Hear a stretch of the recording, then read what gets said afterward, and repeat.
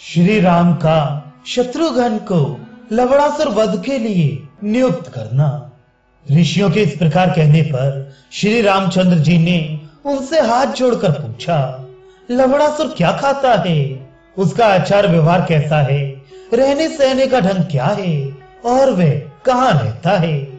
श्री रघुनाथ जी की यह बात सुनकर उन सभी ऋषियों ने जिस तरह के आहार व्यवहार से लवणासुर पला था वह सब कह सुनाया।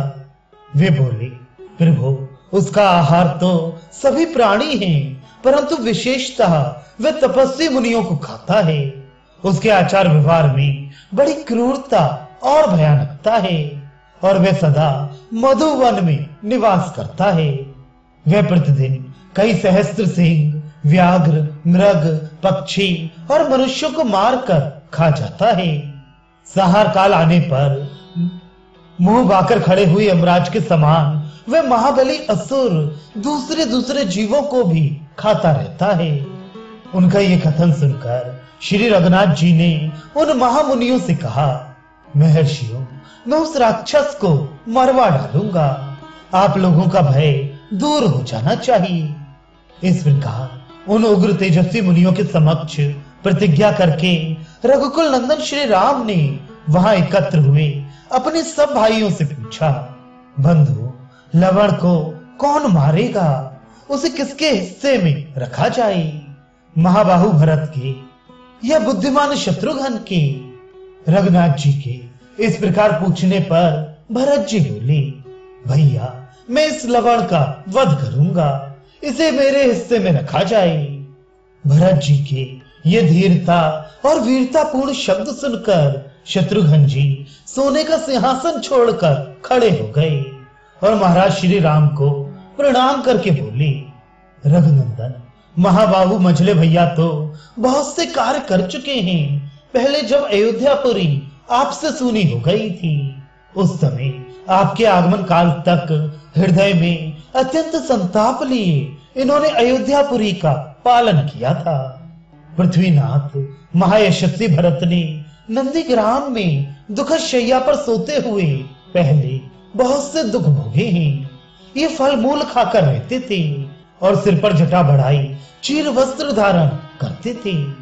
महाराज, ऐसे ऐसे दुख भोग कर ये रघुकुल नंदन भरत मुझ सेवक के रहते हुए अब फिर अधिक क्लेश ना उठाएं। शत्रुघ्न के ऐसा कहने पर श्री रघुनाथ जी फिर बोले, काकुत्स, तुम जैसा कहते हो वैसा ही हो, तुम्हें मेरे इस आदेश का पालन करो। मैं तुम्हें मधु के सुंदर नगर में राजा के पद पर अभिषिक्त करूंगा।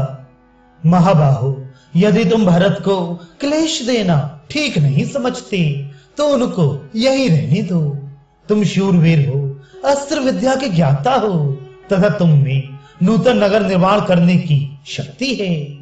तुम यमुना जी के तट पर सुंदर नगर बसा सकते हो और उत्तमोत्तम जनपदों की स्थापना कर सकते हो।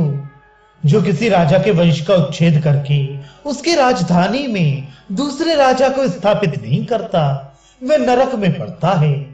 अतः तुम मधु के पुत्र पापात्मा लवणासुर को मारकर धर्म पूर्वक वहां के राज्य का शासन करो।